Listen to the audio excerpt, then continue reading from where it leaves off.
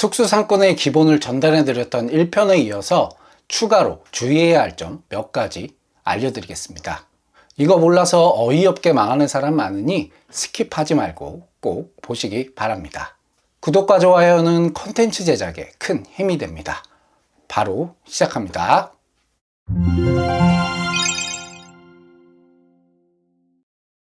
안녕하십니까, 창업의 정석입니다.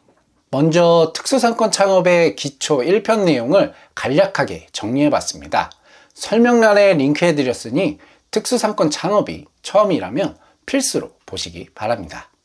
이제 본론으로 들어가서 전달해드릴 내용입니다. 이번 영상에서 다룰 큰 내용입니다. 특수상권에서 망하지 않기 위한 기본이니 꼭 숙지해야 합니다. 이제 하나씩 살펴보겠습니다. 가장 먼저 너무 중요한 고정비 체크입니다. 임대 수수료 계약이라고 체크 안 하고 망하는 사례가 굉장히 많습니다. 특수상권 계약은 변동월세가 많습니다. 하지만 로드상가처럼 월세와 관리비를 체크해야 합니다. 이게 무슨 소리야 하는 분들이 굉장히 많을 겁니다. 일반 상가 건물 관리비처럼 특수상권도 평당 관리비가 존재하는 경우가 있습니다. 전체 건물을 관리하는 데 들어가는 비용입니다. 10에서 20만원 정도로 부담 안 되는 경우도 있지만 간혹 평당 10만원 가까이 하는 상권도 존재합니다. 예를 들면 30평의 매장을 사용하는데 평당 관리비를 8만원에 계약했다면 매월 240만원의 고정비가 월세처럼 나갑니다. 전기, 수도 등의 실비는 별도이니 상당한 부담입니다. 계약서에 명시되어 체크는 어렵지 않으니 꼭 잊지 마시기 바랍니다. 다음은 미니멈 개런티입니다. 쉽게 정리하면 최소 월세입니다. 매출 대비 퍼센트로 계약하면 매출이 0일 경우 월세는 0원이 됩니다. 하지만 임대 측에서 원하는 최소 매출이 있는 경우 이런 식으로 MG가 정해지게 됩니다. 적게는 100만원부터 많으면 500만원 이상도 합니다. 자리, 판매 품목, 브랜드에 따라 금액은 달라지게 됩니다. 상권이나 입점 위치가 좋을 때 MG가 생기는 경우가 많습니다. 매출이 낮아도 월세처럼 지불해야 되기 때문에 반드시 정확한 수치를 알고 계약해야 합니다. 예시를 통해 살펴보겠습니다. 관리비와 미니멈이 이렇게 존재하는 경우 매월 이 금액을 매출이 부족해도 내야 합니다. 계약을 20% 정도로 했다면 월 2천만원 이상 팔아야 합니다. 만약 1000만원대 매출이 나온다면 매월 엄청난 마이너스가 되어 빠르게 폐업하게 됩니다. 그럼 당연히 권리금 못 받고 나가야 합니다. 퍼센트 매장도 고정비 체크 잊으면 안 됩니다. 다음은 특수상권도 로드샵처럼 좋은 자리, 나쁜 자리가 존재합니다. 이것을 정하는 기준은 대체적으로 유동인구와 소비량인데 정확한 수치로 나타내기 어렵습니다.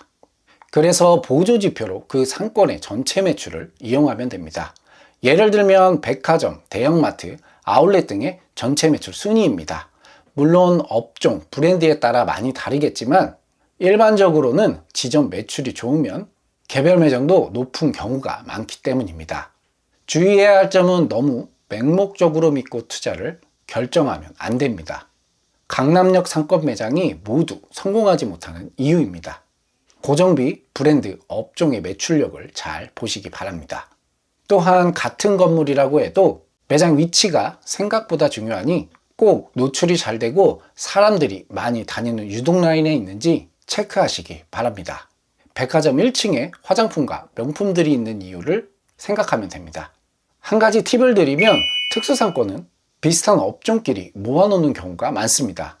입점하기 전 주변 매장 매출을 체크하면 굉장히 큰 도움이 됩니다. 안정화가 되었을 때 비슷한 수준을 보일 확률이 높기 때문입니다.